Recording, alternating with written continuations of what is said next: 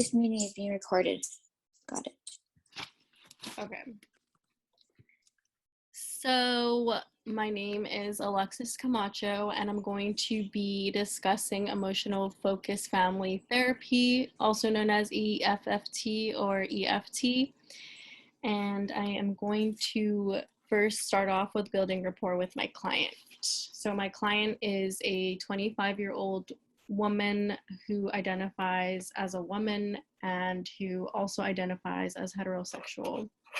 And I will be first starting off building rapport with this client in order to identify any problem areas. So, hi, my name is Alexis. I just want to introduce myself. Just to let you know, for client confidentiality, whatever it is that we discuss will remain between you and I. And I also just wanted to give you notice that the only time that I would ever have to report anything that you say to me is if you are in harm to yourself or is for others. Do you understand this? Yes. Okay, great. So I'm just going to be asking you some questions just to kind of get to know you a little bit more. Tell me a little bit about yourself. I'm What do you do for 25. work? Yeah, what do you do for work? I work in medical aesthetics. So I am medical assisting co-manager to my practice. And how's that been going for you? It's been going pretty well. There's like some new shifts in work, but overall it's good. Do you like where you're working? How are the people around you? The people around me are great. I really have the privilege to work with like really good people. I do like where I'm working. I just feel like I'm in a place where I want to grow a little bit more. Oh, okay, that's great. And that's always needed sometimes in life. What do you think you would like to do if you had the opportunity?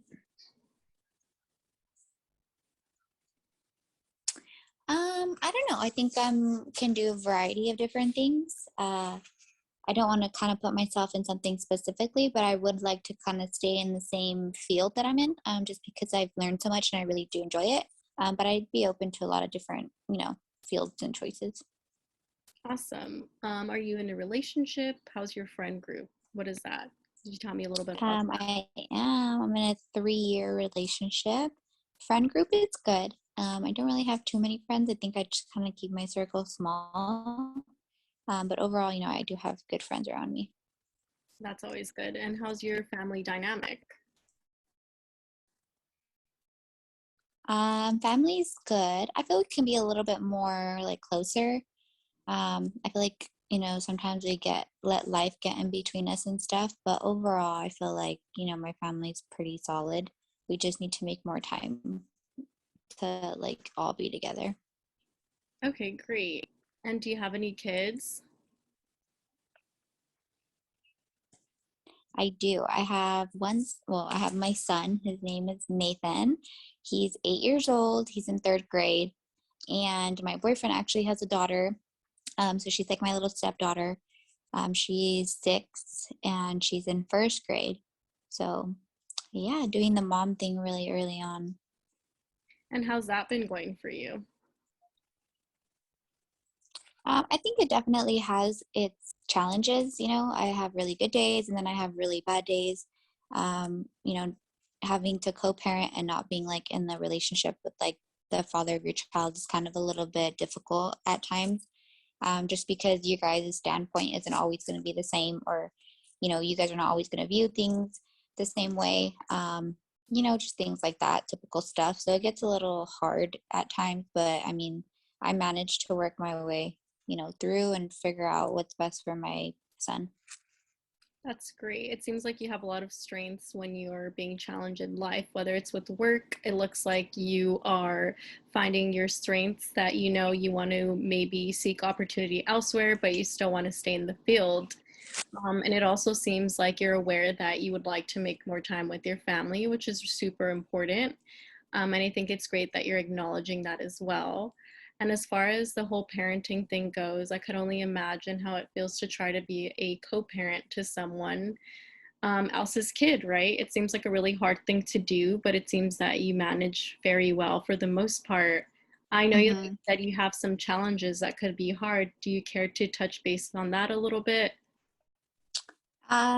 Challenges, like I said, co-parenting as far as like us having different standpoints. I think sometimes like I can make something very clear that bothers me to my son's dad, and for him, it's not a big deal. Or, like him being in bed by a certain time and him thinking that it's okay to be in bed by 10 on a school night. Holidays, having to figure out like who has who on the holiday, just things like that.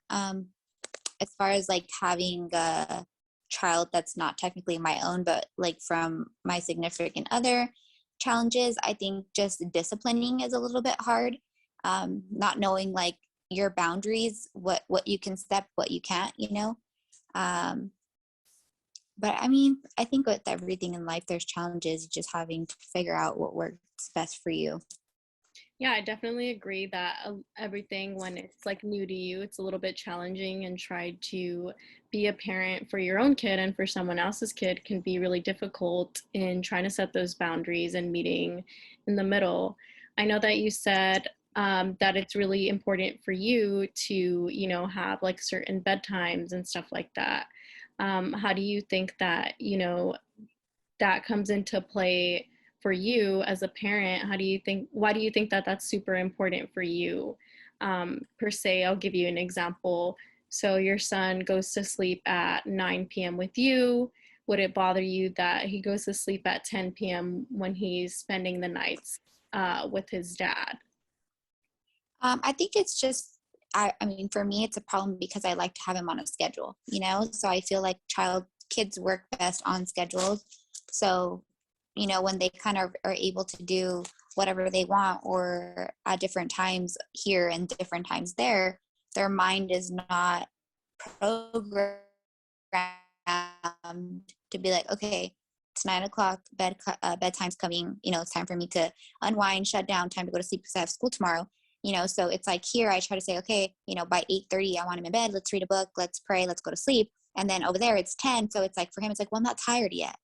So I think that's one of the reasons why it bothers me.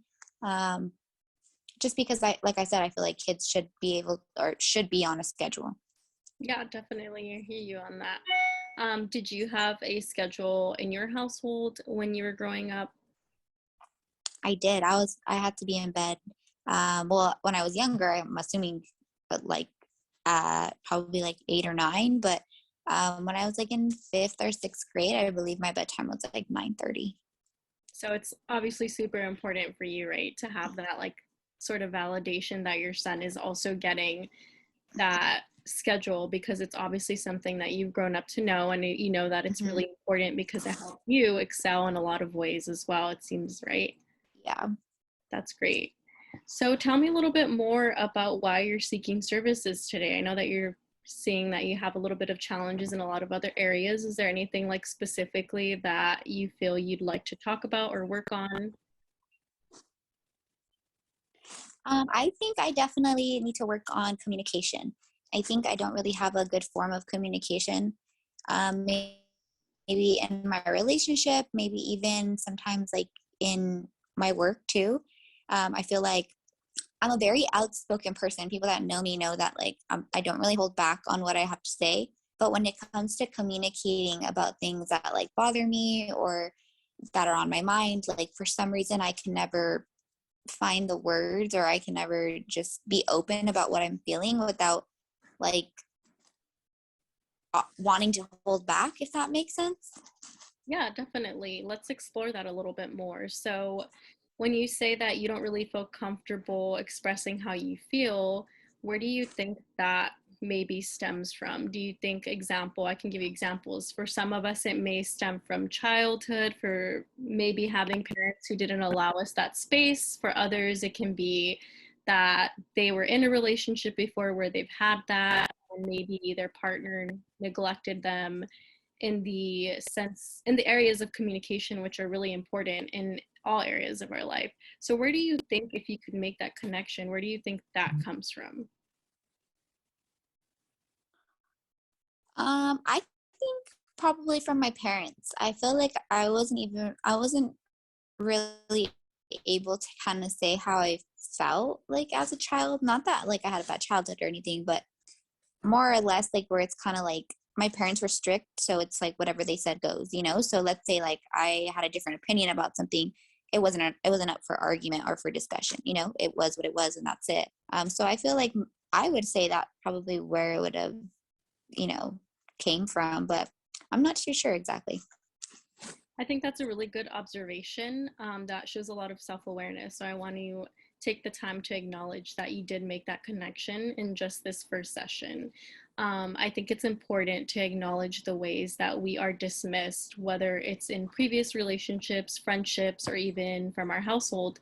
And a lot of where our issues come from is from the household itself, because that's where we spend the most time. So I think it's great that you're acknowledging the fact that, you know, my parents didn't maybe allow me a different opinion because what they said mattered. So Yeah.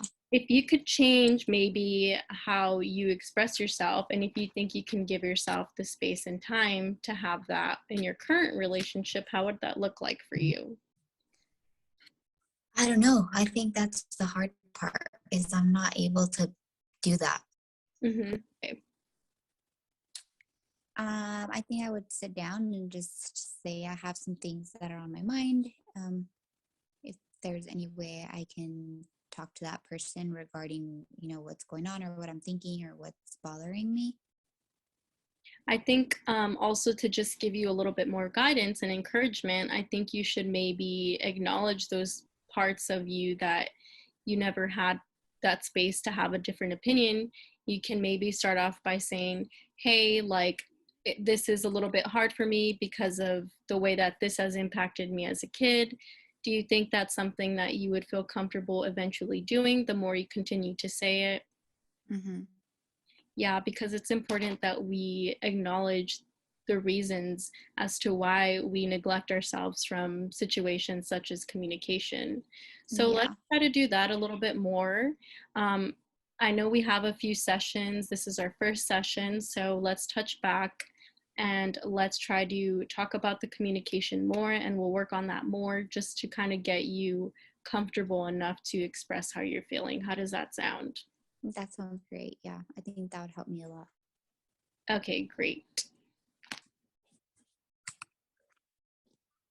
So fast forward to about 8 sessions later, I am meeting with my client once again, and I will be following up since we did have a few sessions, and I will be following up to see if this person has progressed due to EFFT. Okay, so I just want to follow up with you in regards to the communication skills that we've been talking about. How has that been going for you? I think it's been going really good. I think I've kind of like came out of my head already that, you know, it's not bad to communicate. It's actually a lot better to communicate how you're feeling because not everyone's going to know what you're thinking, you know? So I can't expect someone to know what I'm feeling, what I'm thinking. So it's been going good. I've just been trying to be a little bit more open. Um, and I mean, at the end of the day, what can go wrong? You know, you just say what you feel. So I think it's going really good. I think you've helped me a lot. I'm so glad to hear that. I think it's great that you've conquered your fears and you've realized that the fear of wanting to communicate has come from your childhood. And I think it's great that you have continued to express yourself and continue to realize that communication is super important and that you're going to have to eventually speak on how you're feeling. So I just want to say Yeah. good job, and it's been great having you as a client. Thank you so much. I really appreciate all your help. Of course.